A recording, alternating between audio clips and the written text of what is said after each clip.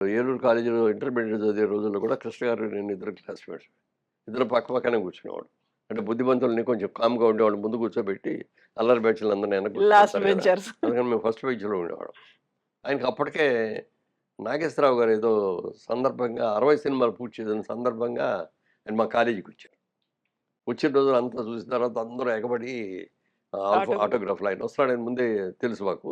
అందరూ ఆటోగ్రాఫ్ బుక్కులు తీసుకెళ్తే అందరికి సంతకాలు పెట్టాడు. కృష్ణ గారికి అప్పుడు అనిపించింది. అబ్బా! సినిమా హీరో అయితే ఇంత డిమాండ్ ఉంటదా? ఇంత క్రేజ్ ఉంటదా? మనమే ఎందుకు కాకూడదు? నేను బానే ఉంటా గదా! అన్న ఆలోచన మొదటి ఆలోచన అక్కడే వచ్చిందండి. హ్మ్. ఆ తర్వాత ఇంకొక డ డైరెక్టర్ తిలక్ గారు అని ఆయనొచ్చారు. ఆయనొచ్చి పిలిచి అడిగింది.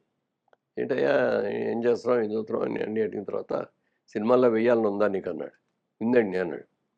"సరే నేను ఇప్పుడు సినిమాలు తీస్తాను. నీకు డిగ్రీ అయిన తర్వాత ఇదిగో నాకు కార్డ్ ఇచ్చాను. హ్మ్. వచ్చి నన్నొచ్చి కలువు" అన్నాడు మెడ్రాసొచ్చి. ఈయనెళ్ళాడు. అయితే అప్పుడు ఈ సినిమా అయిపోయిందయ్యా. ఇప్పుడు ఆన్ హ్యాండ్ ఏమి లేవు. ఇంకా టైం మళ్ళీ నెక్స్ట్ సినిమా వచ్చి ఇంకాస్త టైం మొదలుపెట్టినప్పుడు వచ్చి పడుతుంది. కలువు. అప్పుడు ఇస్తా అన్నాడు. అట్లా వస్తాడు, ఇదొస్తాడు, అదొస్తది, ఇదొస్తాడు 2 నెలలు ఉన్నాడు. ఏమి రాక ఇంటికొచ్చేసాడు. పెళ్లి చేసుకున్నాడు. ఈ లోపల ఆదిత్య సుబ్బారావు గారు పేపర్‌లో అడ్వర్టైజ్‌మెంట్ ఏసారు. కొత్త యాక్టర్లు కావాలి. అప్లై చేశాడు. హీరో అయిపోయాడు. హ్మ్. నాకు కూడా ఆఫర్‌లొచ్చేది కానీ నేను నాకొద్దు నాకు బిజినెస్సే అని అనుకున్నాను. బిజినెస్ చేద్దాం అంటేనేమో డబ్బులు లేకుండా అయిపోయినాయి. అంటే నాన్నగారు ఆడపిల్లలు పెళ్లిళ్ళు చేయడం గాని, ఇది గాని అయిపోయినాయి. ఉద్యోగం చేద్దామంటే డిగ్రీ లేదు. అప్పుడు ఏం చేద్దాం అనుకున్న టైంలో ఒక ఆఫర్ వచ్చింది. మేము విజయవాడలో బ్రాంచ్ పెడుతున్నాం. దాంట్లో నువ్వు మేనేజ్ చేస్తావా? అంటే చేస్తానండి అన్నా. నెలకు రూ. 100 జీతం. సంవత్సరానికి ఒకసారి 15 పైసలు లాభంలో వాటా ఇస్తాం. హ్మ్. అది ఇమ్మీడియేట్‌గా జంప్ చేసి అది చేశాం. ఆ టైంలో ఆఫర్‌లొస్తే కూడా వద్దు. అలా ఆఫర్‌లొచ్చినియి. తర్వాత business one by one, one by one చేసుకుంటూ వచ్చేసాం. సినిమాల్లోకొచ్చాం. గిరిబాబు నేను ఇద్దరం ఒకేసారి వచ్చాం. ఒకే సినిమాతో. వచ్చిన తర్వాత ఆయన బ్యానర్ పెట్టుకున్నాడు. నేను బ్యానర్ పెట్టుకున్నాను. నేను సినిమాలు తీస్తాను. ఆయన సినిమా నా బ్యానర్‌లోనేమో మురళీ చిత్ర అని బ్యానర్ పెట్టుకొని ఏంటి 'రామదండు'.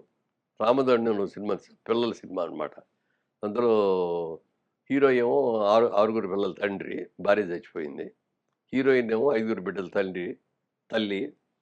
భర్త చచ్చిపోయాడు. వీళ్ళిద్దరూ లవ్‌లో పడతారు.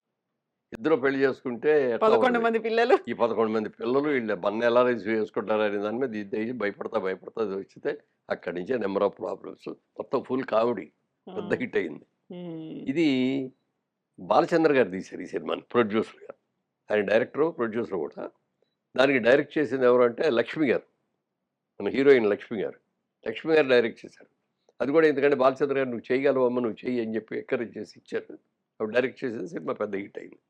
తర్వాత ఇమ్మీడియేట్‌గా ఆఫర్స్ వస్తే నేను డైరెక్టర్‌గా ఉండదలుచుకోలేదు. ఆర్టిస్ట్‌గానే ఉంటానని చెప్పి ఏది యాక్సెప్ట్ చేయలా. మాకు ఆ సినిమా నచ్చి రైట్స్ కొనుక్కున్నాం తెలుగులో తీసుకుందామని. హ్మ్. బాలచంద్ర గారి దగ్గరికెళ్ళి అడిగితే లక్ష్మిని అడుగుతామండి మీరు ఒక మాట చెప్పండి ఆవిడకి అంటేను, "చేయదే ఒప్పుకోవట్లేదు ఆయన" అన్నాడు. "పోనీ మీరు చేయండి." "నేను రీమేక్‌లు చేయను కదా" అన్నాడు. "రీమేక్ ఏంటండి మీ సినిమాయే కదండీ" ఏదా హ్మ్. "మీ సినిమాలో లక్ష్మి డైరెక్టరు. నేను కాదు కదా!" "మరి ఎలా సార్ మీరైతే బావుంటదండి" అంటే, "మీరు అంత ఇదిగా అడుగుతున్నారు కాబట్టి ఒక పని చేస్తా నేను. నా అసోసియేట్ కో డైరెక్టర్‌కి ఇస్తాను. అతను డైరెక్ట్ చేస్తాడు. అతనికి ఛాన్స్ ఇవ్వండి." ఛాన్స్ ఇస్తే దానికి ఇంపార్టెంట్ సీన్స్ వచ్చినప్పుడల్లా నేనొస్తాను. నేనే షూట్ చేస్తాను. హ్మ్. క్లైమాక్స్ వచ్చినప్పుడు నేనే షూట్ చేస్తాను. పాటలు తీసేటప్పుడు నేనే షూట్ చేస్తాను అన్నాడు. అయితే మీ దర్శకత్వ పర్యవేక్షణ పెట్టుకుంటామండి అన్నాడు. ఆ! పెట్టుకోండి. అలా మొదటి సినిమా తీసాం సక్సెస్ అయింది. గిరిబాబుది బ్యానర్ జైవేరి. ఆయన 2 సినిమాలు తీశాడు జైవేరి బ్యానర్. మూడో సినిమాకి నేను హీరోని నేను ఎళ్ళాం. ఎళ్తే క్లాప్ బోర్డ్ ముహూర్తం షాట్ వచ్చింది. క్లాప్ బోర్డ్ వచ్చింది. క్లాప్ కొట్టారు. చూస్తే జైవేరి అని లేదు. హ్మ్. మాధవి చిత్ర అని ఉంది. ఇదేంటి గిరిబాబు జైవేరి బ్యానర్ మానేసి మాధవి చిత్ర అని పెట్టావేంటన్నా? మా అమ్మాయి మాధవ పేరున పెట్టుకున్నాను అన్నాడు. హ్మ్. మరి జైవేరి ఏం చేస్తావు అన్నాడు. ఇక నుంచి లేదు ఇదే ఉంటది.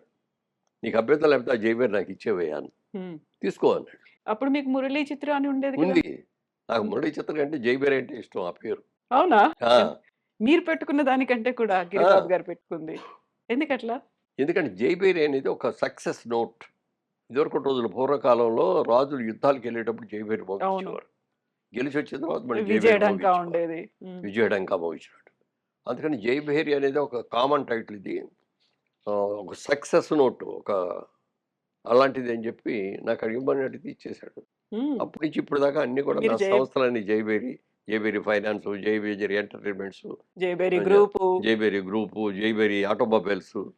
నేనదే అడుగుదాం ఆ! అనుకున్నాను. జయభేరి అనేది మీకెలా అసలు యూజువల్‌గా ఎవరైనా ఉంటే దేవుళ్ళ పేరు పెట్టుకుంటారు. ఫ్యామిలీ మెంబర్స్ పేరు పెట్టుకుంటారు. మీ పేరుతో స్టార్ట్ చేస్తారు. జయభేరి అనేది ఆల్ టుగెదర్ ఒక సెపరేట్‌గా కనిపిస్తున్న పేరు కదా! నన్ను అడుగుతారు చాలామంది. జైబేరి ఎవరండి? మీ అమ్మాయి పేరా? మీ ఆవిడ పేరా అని. ఎవరి పేరు కాదండి. ఇదొక సక్సెస్ రేట్, ఒక పాజిటివ్ వేవ్స్ ఉన్న మంచి పేరిది. హ్మ్. అందుకని అది పెట్టుకున్నా. ఆ తర్వాత మళ్ళీ మీరింత సక్సెస్ ఇవన్నీ అయిన తర్వాత గిరిబాబు గారు ఆ పేరు వదులుకున్నందుకు ఆ ఫీల్ ఏదన్నా ఒక లేదు కొంచెం లేదు. సెంటిమెంట్ ఎప్పుడు మిస్ అయింది. ఆ! అలాంటిది ఎప్పుడు అనిపించలేదు. అనుకోలేదా ఆయన? అనుకున్నా. ఇద్దరం మంచి ఫ్రెండ్సు. నేను సక్సెస్ అయితే అతను ఆనందపడేవాడు. అతను సక్సెస్ అయితే నేను ఆనందపడతాను. ఇప్పటికి కూడా. హ్మ్. మీ ఒరిజినల్ పేరు కూడా ఇది కాదు. ఆ! మీరు మురళీమోహన్‌గా పేరు మార్చుకున్నారు. మురళీ చిత్ర మీరు అది మార్చుకొని మళ్ళీ జయభేరి అనేదొచ్చింది. ఈ పేరు మార్పు సెంటిమెంట్ ఏమన్నా ఉందా మీకు? సెంటిమెంట్ ఏమి లేదు. మా ఫాదరు ఫ్రీడమ్ ఫైటర్ ఆయన. అప్పుడు ఆ రోజుల్లో బ్రిటిష్ వాళ్ళకి ఎగైనెస్ట్‌గా చాలా ఇది చేయటం, హ్మ్. జైలుకెళ్ళటం ఇయన్నీ కూడా జరిగాయి. ఆ టైంలో నాన్నగారికున్న ఆలోచనతోటి నేను కొడుకుని పుట్టగానే మొదటి కొడుకుని రాజా రామ్మోహన్ రాయ్ అని పెట్టారు. అప్పుడు స్వాతంత్ర సమరయోధులు వీళ్ళందరి స్వాతంత్రం. పేర్లు. ఆ పేర్లు పెట్టారు. సరే, రాజా రామ్మోహన్ రాయ్ అని పిలవటం అందరికి అంత పేరని చిన్నప్పుడు అందరూ రాజ్‌బాబు, రాజ్‌బాబు అనేవారు. అదే స్థిరమైపోయింది. హ్మ్. ఎస్ఎల్‌సీ సర్టిఫికేట్ రికార్డ్ రాసేటప్పుడు పేరేంటంటే స్కూల్‌లో చేరేటప్పుడు రాజ్‌బాబు అన్నాను.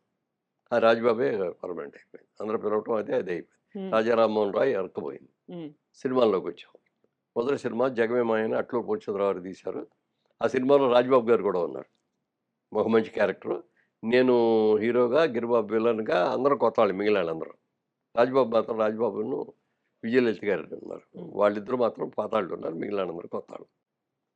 ఆ సినిమా రిలీజ్ ముందు ప్రొడ్యూసర్ గారు అన్నారు, మురళీమోహన్ గారు అదే రాజ్‌బాబు గారు, "మరి ఇంకో రాజ్‌బాబు గారున్నారు. మరి ఈ సినిమాలో మీరు రాజ్‌బాబు అంటున్నారు. ఒకడు హీరో రాజ్‌బాబు, ఒకడు కమెడియన్ రాజ్‌బాబు అని అనటం బాగోదు కదా! మీకు అభ్యంతరం లేకపోతే పేరేమన్నా మార్చుకుంటారా?" అన్నారు. "నాకేం అభ్యంతరం లేదండి" అన్నా.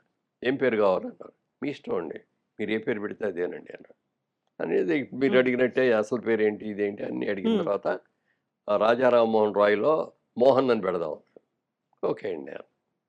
ప్రెస్‌లో ఇట్లా వచ్చినప్పుడు ప్రెస్ మీట్‌లో చెప్తే, "ఏవండీ మోహన్ అంటే ఏదో ఒక కత్తిరించినట్టుగా ఉందండి. కంప్లీట్ అయిన పేరులా కనపట్లేదు. కృష్ణమోహనో, వంశీమోహనో, లేకపోతే రామ్మోహనో, ఇంకో మోహనో ఇట్లా అయితే బావుంటది గదా!" అన్నాడు. అప్పుడు ఆయన ఆలోచించి మురళీమోహన్ అని పెడతాను. హ్మ్. బావుందన్నారు. అందరూ బావుందన్నారు. మురళీమోహన్ కన్ఫర్మ్.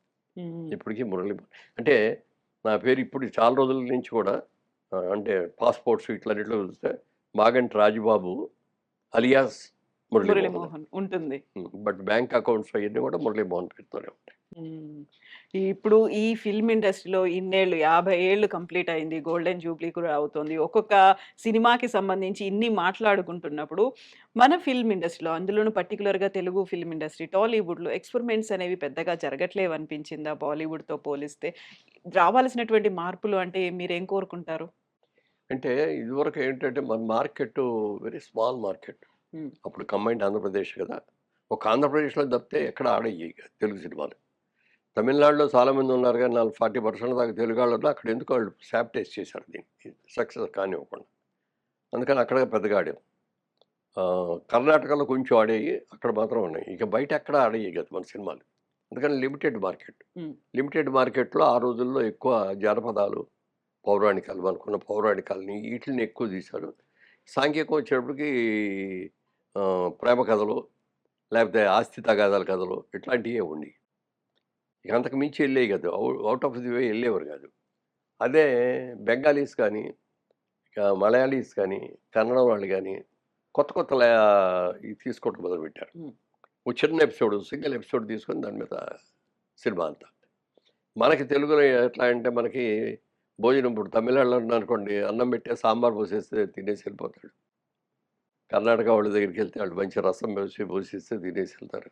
కానీ మన తెలుగాళ్ళు అలా కాదు. పప్పు కావాలి, కూర కావాలి, పులుసు హ్మ్. కావాలి, ఇగురు కావాలి, మామిడికాయ పచ్చడి కావాలి, పెరుగు కావాలి, ఇన్నుంటాయి. హ్మ్. ఇయన్నీ ఉంటే గానీ మనకు భోజనం తిన్నట్టుండదు. అలాగే సినిమా అనంగానే కామెడీ ఉండాలి, లవ్ ఉండాలి, ఫైటింగ్ ఉండాలి, ఇయన్నీ ఉండాలి. అందుకని మనకు అట్లాగే ఈ సింగిల్ త్రెడ్ సినిమాలు మనకు బాబని చెప్పి మేము ఎవరం అటు జోలికెళ్ళా. తర్వాతకొచ్చేటప్పటికి మెల్లగా మార్పొచ్చింది. ఇవాళ ఏంటంటే ఇండస్ట్రీలో ఇండస్ట్రీ కాదు వరల్డ్‌లో hmm. One of the best ఇండస్ట్రీగా తెలుగు కూడా ఇవాళ ఇదొచ్చింది. ఎందుకంటే ఇవాళ సినిమా రిలీజ్ వచ్చిందంటే వరల్డ్ వైడ్ ఒకేసారి రిలీజ్ అవుతాను. అవును. అన్ని చోట్ల రిలీజ్ అవుతుంది. మంచి సక్సెస్‌లొచ్చినియి. మంచి మంచి సినిమాలొచ్చినియి, సక్సెస్‌లొచ్చినియి. ఇవాళన్నీ ఇక రొటీను ప్రేమ కథలు ఇయన్నీ పోయినియి, పక్కకెళ్ళిపోయినాయి అన్నీ. ఆస్తి తగాదాల కథలు ఇయి లేవు ఇప్పుడు. హ్మ్. ఇప్పుడన్నీ కూడా కొత్త రకం వచ్చినియి. కొత్త స్టాండర్డ్స్‌కెళ్ళిపోయారు. నెగెటివ్ హీరోలని కూడా పెట్టి మరి అవును. తీస్తారు ఇయున్నాయి. అమితాబ్ బచ్చన్ గారు 83 ఏళ్ళు. ఆయన ఏజ్‌కు తగ్గ క్యారెక్టర్‌లను సృష్టిస్తున్నారు. ఆయన అలాంటివే చేస్తున్నారు. పర్టిక్యులర్‌గా నేను ఇదే చేస్తాను అనేది డిమాండ్ కూడా చేయట్లేదు. నేను ఇది తప్ప ఇంకోటి చెయ్యను అనేటువంటి ఒక మాట గిరిగీసుకొని కూడా కూర్చోలేదు. అలాంటి ఎక్స్‌పెరిమెంట్స్ ఆ ఏజ్‌కు తగ్గ క్యారెక్టర్‌లో లేకుంటే అలాంటివి మనం యాక్సెప్ట్ చేయట్లేదా? లేకుంటే ప్రొడ్యూసర్‌లు, డైరెక్టర్‌లే అట్లాంటివి క్రియేట్ అలా కాదు. చేయలేకపోతున్నారా? ఆయనకున్న ఇమేజ్ ఒక అద్భుతమైన ఇమేజ్. హ్మ్. ఆల్ ఇండియాలో ఆయనంటే ఒక ఇమేజ్ అమితాబ్ గారంటే. అలాగే ఆయన వాయిస్ నోబడీ కెన్ రీప్లేస్ అన్నట్టుగా ఉంటది ఆయన వాయిస్ కూడా. ఆయన హీరోగా ఎయటం మానేసిన తర్వాతగా ఆయన క్యారెక్టర్ చేద్దాం అనుకున్నారో ఏమో! హ్మ్. ఆయన ఎంత ఏజ్ వచ్చినా ఆయన హీరో క్యారెక్టర్‌లే వస్తున్నాయి. ఆ వయసుకు తగ్గట్టుగా క్యారెక్టరు. ఆ వయసుకు అవును. తగ్గట్టే చేసుకుంటూ వచ్చారు. అయి సక్సెస్ అయినియి. హ్మ్. అందుకని అది కంటిన్యూ అవుతానే ఉంది. అయినయి కొన్ని ఫెయిల్ అయినియి. కొన్ని అప్ అండ్ డౌన్స్ వచ్చినియి గానీ, ఇప్పటికి కూడా ఆయన మీద ఆ ఏజ్ సరిపడా ఇయన్నీ చేద్దామని హ్మ్. చేస్తున్నారు. అందుకని వస్తున్నాయి. హ్మ్. ఇప్పుడు ఇక్కడ మనకు కూడా నిన్న ఆలోచన టైటిల్ దానికి. ఆలోచన అంటే ఒక విడోయర్స్ గాని, ఇది గాని అన్నీ ఒకాయన గుడ్డాయన, ఒకాయన సంగీత కళాకారుడు, హ్మ్. ఒకతనేమో వణుకుతా ఉంటాడు. వీళ్ళందరూ ఎ ఎ ఏదైనా ఎట్లా స్నేహితులయ్యారు? వీళ్ళకేదైనా ప్రాబ్లమ్ వస్తే ఎలా సాల్వ్ చేసుకున్నారు అనే దాని మీద సినిమా. అది తీసుకొచ్చి నాకు చూపిస్తే నాకు చూడగానే భలే ఉంది. ఇది మంచి పాయింట్ అనుకున్నా. హ్మ్. అలా కొన్ని ఉన్నాయి. 'రాజేంద్ర ప్రసాద్' ఒక సినిమా చేశాడు. ఆ నలుగురు. అంటే ఒక నలుగురు అనేవాళ్ళు నీ జీవితంలో స్నేహితులుగా ఉండాలి. నువ్వు చివరలో చచ్చిపోయిన తర్వాత నేను మోసుకెళ్ళటానికి కింద నలుగురు కావాలి అనేది థీమ్. హ్మ్. హ్మ్. మంచి ఆలోచన అది. అదేంటి చచ్చిపోయిన తర్వాత ప్రతి వాళ్ళకి ఉంటది. నేను చచ్చిపోయిన తర్వాత ఎలా రియాక్ట్ అవుతారు? మా ఆవిడ ఎలా రియాక్ట్ అవుద్ది? నా పిల్లలు ఎలా రియాక్ట్ అవుతారు? నా స్నేహితులు ఎలా రియాక్ట్ అవుతారు? ఏం జరుగుతుంది? హ్మ్. పేపర్‌లో ఏమొస్తాయి? న్యూస్‌లో ఎట్లా వస్తాయి? అనేది ఒక ఇంట్రెస్ట్ ఉంటది. ఆ క్యారెక్టర్ అందులో ఆ క్యారెక్టర్‌తో అడుగుతాడు. ఆ ఎంబటులు రాగానే బాబు నాకు ఒక్కరోజు నేను ఛాన్స్. చచ్చిపోతాను తర్వాత నేను ఇక్కడే ఉండేటట్టుగా ఒక్కరోజు నాకు ఛాన్స్ ఇవ్వండి. ఈళ్ళందరూ ఎలా చేస్తారో నేను చూసుకోవాలి. నా పిల్లలు ఎలా చేస్తారు? ఇయన్నీ అని. దాని మీద పాపం వాళ్ళేదో ఒప్పుకొని ఓకే అంటారు. అక్కడి నుంచి కథ. కథ పూర్తయ్యేటప్పటికి సుడిసారం తీసుకొని తగలబెట్టాం ఇది ఒకటి. హ్మ్. అంటే ఒక న్యూ పాయింట్ నలుగురు అనేవి కావాలి నీకనేది దాంట్లో బాగా చెప్పారు. ఇప్పుడు నిన్న నేను చెప్పిన సినిమా కూడా 'ఆలోచన' అన్న దాంట్లో కూడా అలాంటిదే. హ్మ్. ఇట్లా కొత్త కొత్తయి వస్తున్నాయి. ఇప్పుడు నేనొకటి చేశాను మొన్న. దాని title 'breaking news.' Breaking news అని ఎందుకు పెట్టారంటే ఇప్పుడు మీలాంటి మీడియా వాళ్ళందరూ వస్తున్నారు కదా! వచ్చేసి ఇంటర్వ్యూలు తీసుకుంటారు. తీసుకెళ్ళిన తర్వాత బ్రేకింగ్ న్యూస్ అని పెట్టేసేసి 4 షాట్లు ఎసేస్తారు. మరి మీరు బ్రేకింగ్ న్యూస్ ఇట్లాంటి టైటిల్స్ అన్ని చూసిన తర్వాత వెరీ రీసెంట్‌గా ఒక అనౌన్స్‌మెంట్ పూజా కార్యక్రమాలు 'ఇడుపు కాగితం' అనే ఒక పేరుతో ఒక సినిమా రాబోతుంది. దానికి సంబంధించి బోలెడంత చర్చ జరుగుతోంది. దాని గురించి మీరేమనుకుంటారసలు? అట్లాని కాదు. అంటే వెరైటీ రావాలి. హ్మ్. ఎందుకంటే ఇదివరకులాగా పాత చింతకాయ పచ్చళ్ళు ఎవరు చూడరు ఇప్పుడు. లవ్ లవ్ లవ్ కూడా ఇదివరకటి రోజుల్లో ప్రేమించుకొని పెద్దాళ్ళు వద్దనక చాలా బాధలు పడిపోయి ఇయన్నీ ఉండేయి. ఇప్పుడు అయన్నీ పోయినియి. ముందు ఆళ్ళే సెలెక్ట్ చేసుకుంటున్నారు. ఆళ్ళే చేసేసుకుంటున్నారు. ఆహ్, అంతే. హ్మ్. అందుకని అట్లాగే కొత్త వెరైటీ రావాలి. ఈ బ్రేకింగ్ న్యూస్ కూడా అదే. ఈ కేవలం మీడియా మీదే ఈ సినిమా. హ్మ్. ఈ మీడియా వాళ్ళందరూ కూడా బ్రేకింగ్ న్యూస్‌లో ఎలా పెడతారు? ఎవరికాళ్ళే ముందు మనమే బ్రేకింగ్ న్యూస్ ఇవ్వాలనేది ఎలా ఇది జేస్తారు? అనేదాన్ని ఒక కథ తీసుకొనొచ్చి ఒకాయన చెప్పాడు కథ. సార్ కథ వినండి సార్ అన్నాడు. కథ విన్నాను బానే ఉందయ్యా లేటెస్ట్ పాయింట్ కదా! హీరో ఎవరు అన్నా. హీరో ఎవరంటే మీరే హీరో అండి అన్నారు. హ్మ్. ఏయ్! నేను హీరో ఏంటయ్య బాబు ఈ వయసులో? హీరోని ఎవరైనా పెట్టుకోండి. నన్ను హీరోగా పెడితే సినిమా సక్సెస్ అవ్వదు. ఎవరినైనా కుర్రాళ్ళని ఎక్స్‌ట్రాస్ పెట్టుకొని నేను క్యారెక్టర్ చేస్తాను. కాదండి ఇందులో ఆహ్, హీరోయే ఛానల్ ఆ టీవీ ఛానల్‌కి చ చైర్మన్ అండి. హ్మ్. అదేనా ఇప్పుడు పద్మశ్రీ అవార్డ్ వచ్చినప్పుడు మీరు వెళ్లి యాక్ట్ చేసింది తీసుకున్న తర్వాత?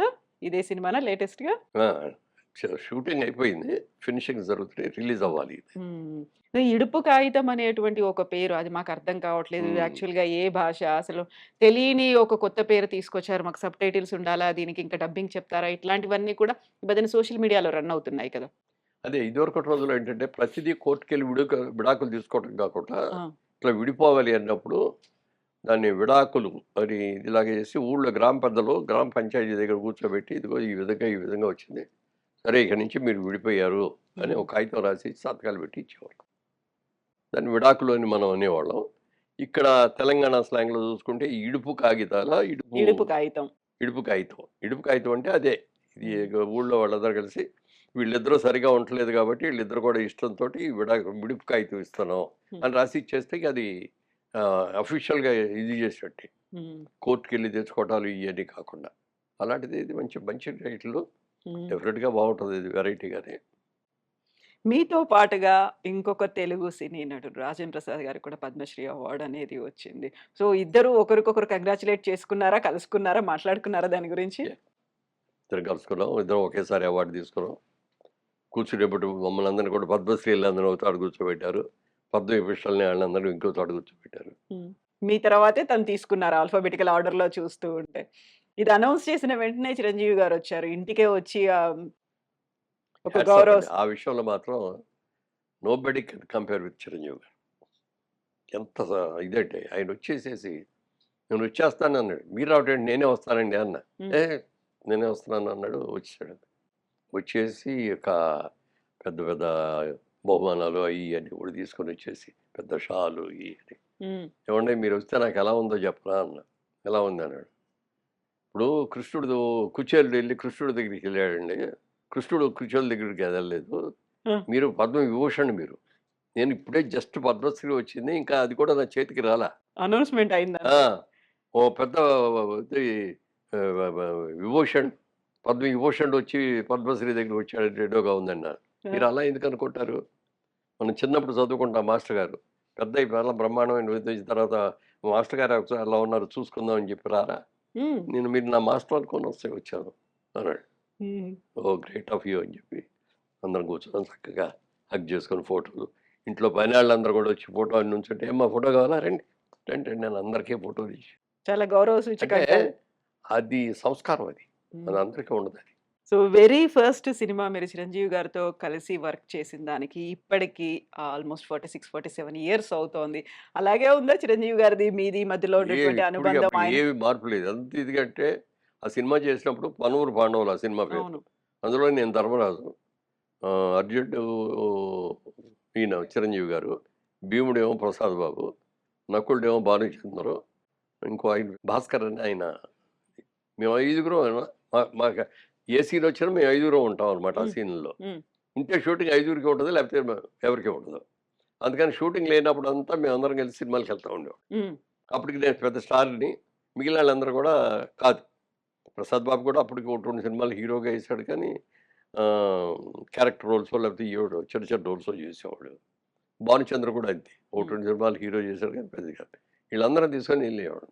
చిరంజీవి గారికైతే అది అదే అంటే వేరే సినిమా మొదటిదైనా ఈ సినిమాయే ఇది.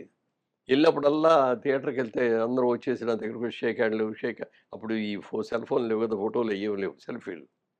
హ్మ్. ఆటోగ్రాఫ్ ఇవ్వండి. ఆటోగ్రాఫ్ ఉండదు కాబట్టి గబగబా ఇక్కడ ఏదైనా సిగరెట్ డొంకు దొరికితే అది తీసుకొని సార్ సంతకం సార్ అనేవాడు. పెట్టలేక ఇలాంటి ఆటిల మీద ఆటోగ్రాఫ్ తెస్తే పెడతా అంతే హ్మ్. అనేవాళ్ళం అనమాట. హ్మ్. అట్లా ఒక రోజున అన్నాడాయన. అన్నయ్య అనేవాడిని నన్ను. అప్పటి నుంచి ఇప్పటికి కూడా అన్నయ్య అంట. అన్నయ్య రేపు పొద్దున్న నాకు కూడా సక్సెస్ అయితే నాకు కూడా ఇలాగే పేరొస్తదా? నాకు కూడా అందరూ వచ్చి నా దగ్గర ఆటోగ్రాఫ్‌లు తీసుకుంటారా? అని అడిగాడు. అయితే నేను ఒకటే చెప్పాను. హ్మ్. నీకున్న టాలెంట్ అని నేను గుర్తించాను నేను. నీకెంత టాలెంట్ ఉందో మా అందరికంటే మించిన టాలెంట్ ఉంది. నీ బాడీలో విపరీతమైన ఈజ్ ఉంది. ఏ మ్యూజిక్ చేసినా డాన్స్ చేసేస్తున్నావు. అదేమి శాస్త్రీయ నృత్యం కాదది. హ్మ్. ఆ మ్యూజిక్‌కి తగ్గ డాన్స్ నువ్వు చేసేస్తున్నావు. ఫ్లెక్సిబిలిటీ అని. ఫ్లెక్సిబిలిటీ ఉంది నీ బాడీలో. తర్వాత కన్ను నీకు బ్రహ్మాండమైన కన్నుంది ఇట్లా. ఇట్లా ఇది చూస్తే అవతలాడు భయపడిపోయేంత ఎక్స్‌ప్రెషన్ ఉంది ఆ కంట్లో. ఈ విధంగా ఎట్లా చూసుకున్నావు రాబోయే రోజుల్లో పెద్ద హీరో అవుతావు. ఇయేంటి దీనికి మించిన ఇండస్ట్రీకి మొగుడువవుతావయ్యా నువ్వు అన్నాను. 'మన ఊరి పాండవులు' టైంలోనేనా? అప్పుడే చెప్పారు. అప్పుడే చెప్పా. హ్మ్. కృష్ణరాజు గారు అన్నాడు. ఏ మురళి వీడు పెద్ద యాక్టర్ అవుతాడు ఇక. కన్ను చూసా మంచి విలన్ అవుతాడు అన్నాడు. విలన్ ఏంటండి బాబు ఇండస్ట్రీకి మొగుడు అవుతాడండి నేను. అదే జరిగింది. హ్మ్. సో, ఆ రోజు ఇప్పటికీ ఆ రోజున ఆయన ఎలా ఉన్నాడో ఇప్పటికీ అదే ఉంది. మాట, పద్ధతి, మర్యాద. ఇప్పుడు నా ఎక్కడ సెట్‌లోకి వెళ్తే వస్తే గబుక్కన లేచి నిలబడి కుర్చీ ఏయించి కూర్చున్న తర్వాత గాని కూర్చో. ఇప్పటికి కూడా. హ్మ్. ఒక ఈ అప్రిషియేషన్స్ ఇవన్నిట్లలో ఒక ఇప్పుడు చిన్న ఇంకా ఇప్పుడు కొత్త కొత్తగా వచ్చిన హీరోలు ఉంటారు. నేను వస్తున్నానని తెలుస్తుంది. నేనంటే నేనే కదా! ఒక సీనియర్ యాక్టర్. ఇలా తిరిగి మాట్లాడుతూ ఉంటారు. వాళ్ళొచ్చి చూసుకొని గుడ్ మార్నింగ్ అని ఆళ్ళు చెప్పి, గుడ్ మార్నింగ్ సార్, సార్ రండి. వచ్చారా? వచ్చారా? రండి, రండి అంటారు కానీ ఇట్లా అంటారు కానీ లేవరు. నాకిది ఎందుకొచ్చిందంటే నాకు సత్యనారాయణ గారు చెప్పాడు ఒక రోజున. హ్మ్. మేమందరం షూటింగ్‌లో వెళ్ళినప్పుడు క్రాంతి గారి ఆఫీస్‌లో కూర్చునేవాళ్ళం. అక్కడికొచ్చి కూర్చున్న రోజున మేమిద్దరమే ఉన్నాం. నీకు 2, 3 పాయింట్లు చెప్తాను. నువ్వు గుర్తుంచుకో లైఫ్‌లో ఎప్పుడైనా సినిమా ఇండస్ట్రీలో అన్నాడు. చెప్పండి అన్నా. ఒకప్పుడు పెద్ద హీరోలు గాను, లేకపోతే పెద్ద కమెడియన్స్ గాను, పెద్ద విలన్స్ గాను ఉన్నాళ్ళుంటారు. మనకంటే ముందొచ్చిన వాళ్ళు. మనకంటే ముందొచ్చిన వాళ్ళు, మనకంటే బాగా పేరొచ్చినోళ్ళు. వాడికిప్పుడు సినిమాలు లేకపోవచ్చు. హ్మ్. నువ్వు పెరిగావు. కానీ ఆళ్ళు తరిగిపోయారు. అలాంటి ఆళ్ళు ఎవరైనా వస్తే ముందు అంటే లేచి నుంచొని ఆళ్ళని కూర్చోబెట్టి, వాళ్ళకి కాఫీయా, టీయా అని ఇచ్చి, "ఏంటి సార్ ఏమన్నా పని మీద వచ్చారా?" అని అడిగి, ఆళ్ళకేం అక్కర్లా. అది చాలు వాళ్ళకి. ఆ మర్యాద ఆ నాకిచ్చారు గౌరవం. అని అనుకుంటే చాలు. అలా అనుకుంటారయ్యా. అలాంటి ఆళ్ళు ఎవరైనా వచ్చినా నువ్వు లేచి నిలబడి కూర్చోబెట్టి, కాఫీ, టీ ఇచ్చి, ఏదైనా ఆర్థికంగా ఏదైనా సహాయం కావాలొస్తే ఇచ్చి, అలా చెయ్యాలి అని చెప్పాడు. చాలా బావుందండి ఇదన్న. తర్వాత ఇంకోటి చెప్పాడు. ఇప్పుడు నీ మీద సినిమాలు తీస్తున్నారు కదా! నీకు సినిమా ఇవాళ షూటింగ్ లేదనుకో, అక్కడికెళ్దామా, ఇక్కడికెళ్దామా, ఆ ఊరెళ్దామా అని అనుకోకు. నీకు సినిమా రేపు ఉండదు అని తెలిసిన రోజున ముందు రోజు హ్మ్. నీ సినిమా ప్రొడ్యూసర్‌లకి ఫోను చెయ్యి. రన్నింగ్‌లో ఉన్నాళ్ళు. ఏవండీ రేపు నాకు షూటింగ్ లేదు ఫ్రీగా ఉన్నాను. మీరేదైనా పెట్టుకుంటారా అని అడుగు. ఆళ్ళేదైనా ప్యాచ్ వర్క్ ఉన్నా పెట్టుకుంటారు. లేకపోతే ఏదైనా అవుట్‌డోర్ ఇంకో ఆర్టిస్ట్ దొరికితే ఇద్దరిని తీసుకొని తీయడం ఇట్లా చేస్తారు.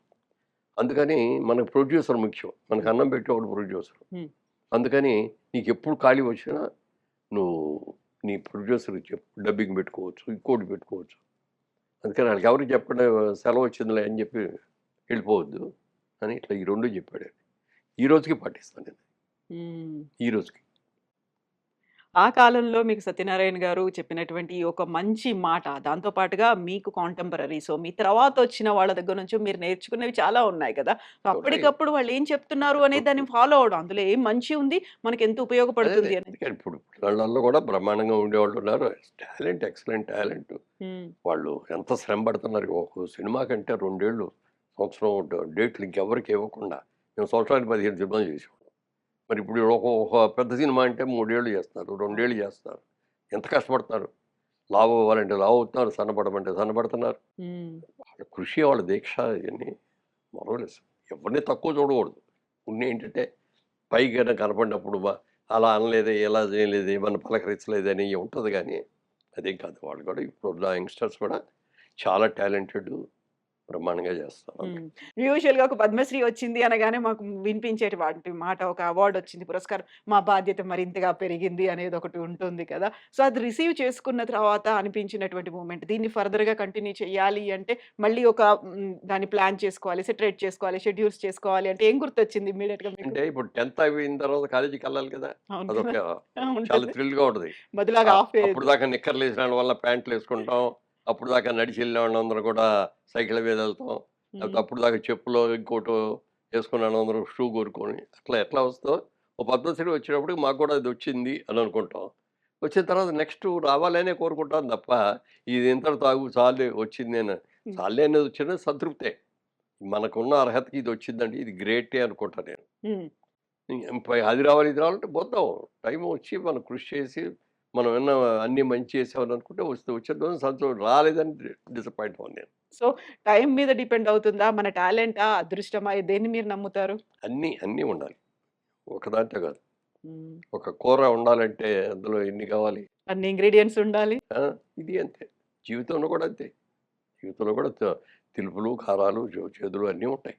హ్మ్. అన్నిటిని అనుభవించాలి. అన్నిటిని కూడా సమానంగా తీసుకోవాలి. హ్మ్. థాంక్ యూ సో మచ్ అండి. Best wishes to you. 3 రకాలుగా మేము మీకు ఈ అభినందనలు తెలపాలి. ఒకటి మీ బర్త్‌డే అనేది బిలేటెడ్ బర్త్‌డే విషెస్. ఒకటి పద్మశ్రీ వచ్చింది. దానికోసం కంగ్రాచ్యులేషన్స్. అండ్ 50 ఇయర్స్ కంప్లీట్ చేసుకున్నారు. ఒక గోల్డెన్ జూబ్లీ కూడా అయింది కాబట్టి best wishes to you Muralimohan గారు. Thank you so much thank అండి. యూ. Thank you.